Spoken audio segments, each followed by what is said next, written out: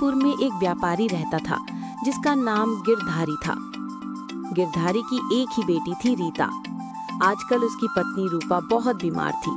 गिरधारी उसके इलाज पर बहुत पैसे खर्च कर चुका था। हे भगवान, क्या करूं?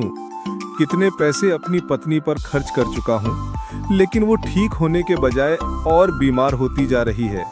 मेरे पति मेरी वजह से कितने परेशान हैं। मुझ पर कितना ज्यादा पैसा खर्च हो रहा है। हे भगवान, मुझे अपने पास बुला ले।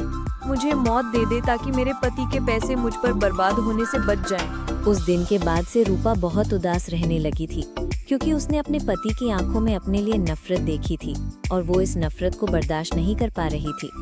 जबकि उनकी बेटी रीता अपनी माँ से बहुत प्यार जल्दी से करती ठीक थी। हो जाए तो हम खुशी से अपना जीवन जिएंगे।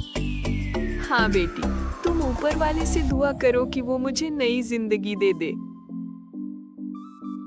रीता अपनी माँ के लिए बहुत दुआएं करती थी, लेकिन एक दिन उसकी माँ उसे छोड़कर चली गई। उस दिन रीता बहुत रोई। पिताजी, अब मैं अपनी माँ के बिना कैसे रहूंगी? कौन मुझे खाना बना कर देगा? कौन मुझे स्कूल के लिए तैयार करेगा? बेटा, चिंता मत करो, मैं तुम्हें अकेला नहीं रहने दूंगा। मैं किसी नौकरानी को घर में ले आऊंगा, वो सारे काम करेगी और तुम्हें भी तैयार कर देगी। रीता को वो नौकरानी बिल्कुल भी अच्छी नहीं लगती थी। वो अपने पिता से रोज शिकायत करती। पिताजी, नौकरानी अच्छा खाना खुद खा लेती है, मुझे अच्छा खाना नहीं देती। और वो माँ के बहुत कीमती कपड़े और उनके गहने भी लेकर चली गई है। ये तुम क्या कह रही हो बेटी? क्या हमारी नौकरानी चोरनी है? पिताजी, मैं सच कह रही हूँ, सब कुछ वो चुरा कर ले गई है। अब मैं क्या करूं? घर चलाने के लिए एक औरत की जरूरत है, और अगर मैं कोई और नौकरानी लेकर आया और अगर उसने भी यही सब किया, नहीं, भगवान जरूर कोई रास्ता दिखाएगा। एक दिन गिरधारी ने अपने दोस्त को ये सब बताया तो उसने कहा, अरे तुम दूसरी शादी कर लो, इसमें कौन सी बड़ी बात है। बहुत सारे लोग अपनी पत्नी के मरने के बाद दूसरी शादी तो करते हैं।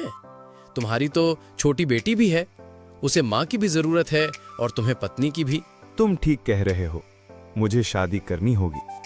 कब तक मैं अपने जीवन को अकेले बिताऊंगा?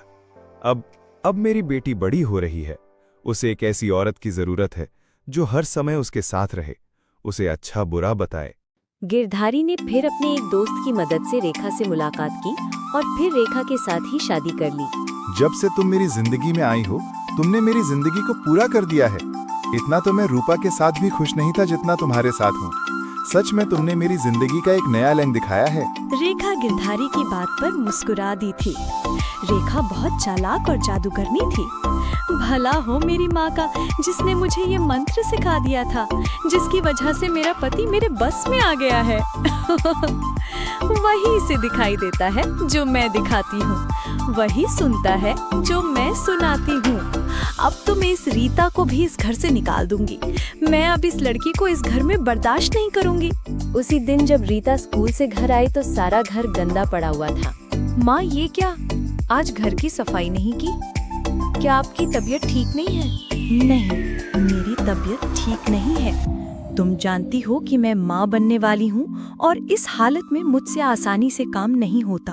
इसीलिए आज से तुम स्कूल नहीं जाओगी, घर के काम करोगी। ये क्या कह रही हैं माँ आप? मैं पढ़ाई कैसे छोड़ सकती हूँ? मुझे पढ़ने का बहुत शौक। मेरे सामने जुबान चलाती हो।